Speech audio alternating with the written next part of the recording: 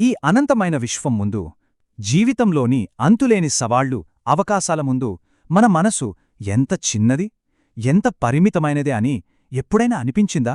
ఎన్నో ఆలోచనలు, ఎన్నో ఆందోళనలతో మనసు ఎప్పుడూ చెల్లాచెదురుగా ఉండి అసలైన శాంతికి మనం దూరమైపోతున్నామా అని అనిపిస్తుందా?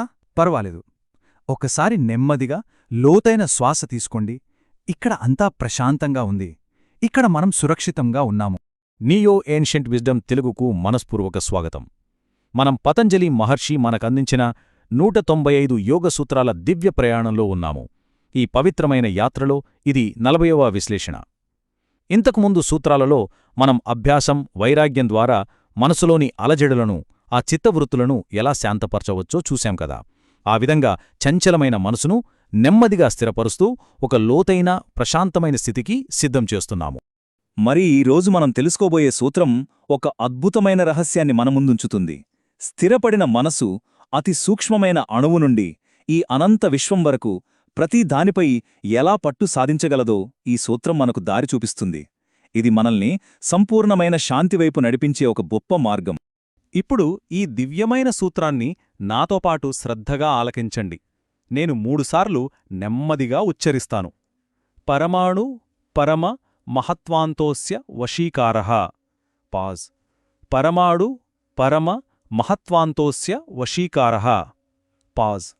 పరమాణు పరమ మహత్వాంతోస్య వశీకారః. ఈ సూత్రంలోని మొదటి పదము పరమాణు. దీని అర్థం అత్యంత సూక్ష్మమైనది, అంటే అణువు కన్నా కూడా చిన్నది. ఈ సృష్టికి బీజంలాంటి అతి చిన్న కణం నుండి అని భావం. ఇక రెండవ పదం పరమ మహత్వ.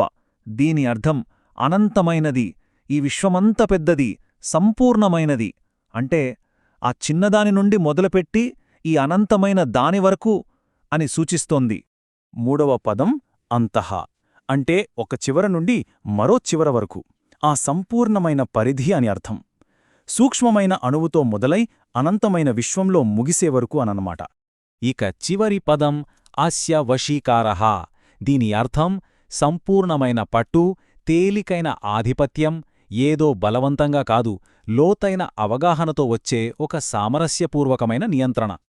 అయితే ఈ పదాలన్నిటినీ కలిపి చూస్తే ఈ సూత్రం యొక్క అసలైన, సరళమైన అర్థమేమిటంటే, ఎప్పుడైతే యోగి తన చిత్తవృత్తులను, అంటే మనసులోని అలలను నిరోధించి స్థిరపడతాడో అప్పుడు ఆ మనస్సు ఒక చిన్న అణువు దగ్గర నుండి ఈ అనంతమైన విశ్వం వరకు ప్రతి దానిపైన సంపూర్ణమైన పట్టు సాధిస్తుంది. ఆలోచించండి, ఇది ఎంత అద్భుతమైన శక్తో కదా. దీని గురించి ఇంకాస్త లోతుగా ఆలోచిద్దాం. మామూలుగా మన మనసు ఎప్పుడూ చిత్తవృత్తులలోనే, అంటే ఆ ఆలోచనల అలలలోనే చిక్కుకొనుంటుంది. అది చంచలమైన మనస్సు. కాని యోగ సాధన ద్వారా మనస్సు స్థిరపడినప్పుడు అది స్వచ్ఛమైన పురుషుండి, అంటే మన నిజస్వరూపాన్ని, మన అంతరాత్మను అద్దంలా ప్రతిబింబిస్తుంది.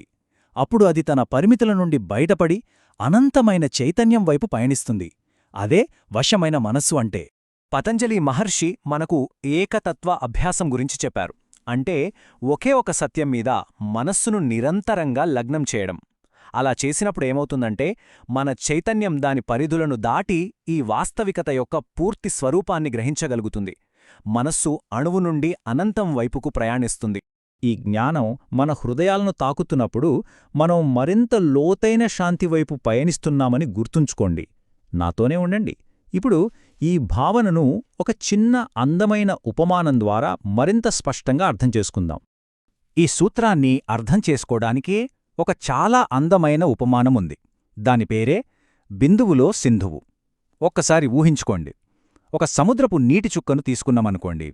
ఆ ఒక్క బిందువులో మొత్తం మహాసముద్రం యొక్క లక్షణాలన్నీ ఉంటాయి. దాని ఉప్పుదనం, దానిలోని ఖనిజాలు, దాని స్వభావం అన్నీ. అదేవిధంగా మన ఏకాగ్రతతో కూడిన చైతన్యపు ఒక్క బిందువులో ఈ మొత్తం విశ్వం యొక్క శక్తి నిక్షిప్తమై ఉంటుంది. ఈ ఉపమానంలో ఆ బిందువంటే మన మనసు యొక్క సూక్ష్మమైన ఏకాగ్రత, అదే పరమాణువు. ఇక ఆ సింధువు అంటే సముద్రం, అదే అనంతమైన చైతన్యం, అదే పరమ మహత్వం. ఎప్పుడైతే మనం ఆ ఒక్క బిందువును, అంటే మనసు యొక్క ఏకాగ్రతను పూర్తిగా అర్థం చేసుకుంటామో అప్పుడు మొత్తం సింధువుపై, అంటే అనంతమైన దానిపై పట్టు సాధిస్తాము. ఇదే వశీకారః. సూక్ష్మాన్ని తెలుసుకుంటే అనంతాన్ని జయించవచ్చు. ఇదే రహస్యం. మరి ఈ బిందువులో సింధువు అనే అద్భుతమైన సత్యాన్ని మన జీవితంలో అనుభూతి చెందడానికి ఒక సున్నితమైన సాధన ఉంది. ఇది కష్టమైన పనేమి కాదు, చాలా ప్రేమతో చేయాల్సిన సాధన. మొదటిగా ఒకే ఒక్క సత్యాన్ని ఎంచుకోండి. అది ఓంకార నాదం కావచ్చు, లేదా కేవలం ప్రేమ అనే భావన కావచ్చు. మీకు ఏది పవిత్రంగా అనిపిస్తే అది. ఇక రెండోవది, ప్రతిరోజూ కొన్ని నిమిషాలపాటు మీరు శ్వాస తీసుకుంటున్నప్పుడు మీ దృష్టిని నెమ్మదిగా ఆ ఒక్క సత్యంపై నిలపండి. శ్వాస లోపలికి వెళ్తున్నప్పుడు, బయటకు వస్తున్నప్పుడు మీ మనస్సు ఆ ఒక్క భావనతోనే ఉండాలి. ఇది మన కేంద్రానికి మనం తిరిగి వచ్చే ఒక ప్రేమపూర్వకమైన ప్రయాణం. ఈ సాధన ద్వారా మనస్సు స్థిరపడి, శుద్ధి అయినప్పుడు అది ఎలాంటి మలినం లేని ఒక స్వచ్ఛమైన స్ఫటికంలా ప్రకాశిస్తుంది. పతంజలి మహర్షి తదుపరి సూత్రంలో అటువంటి స్వచ్ఛమైన మనస్సుతో కలిగే ఒక అద్భుతమైన అనుభవాన్ని వివరిస్తారు. ఆ జ్ఞానాన్ని మనం తదుపరి విశ్లేషణలో తప్పకుండా అన్వేషిద్దాం.